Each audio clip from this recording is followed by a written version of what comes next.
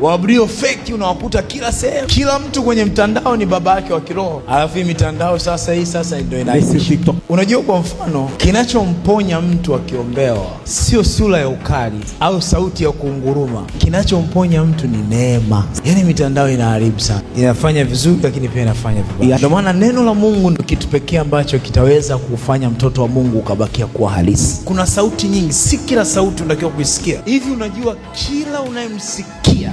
Nikupe hatari kama ujui. Biblia inavyosema, linda sana moyo kuliko chochote ulindacho, maana ndiko zitokako chemichemi za uzima. Ni pamoja na masikio yako hayataki kumsikiliza kila mtu. Waingereza wanasema many voices bring confusion. Hata Waswahili wanasema miruzi mingi inapoteza mbwa. Ukimweka mbwa hapo katikati akaanza kupigia mruzi, huyu anamwita huku, anakuta kambwa kanacheza akaelewa kaende huku.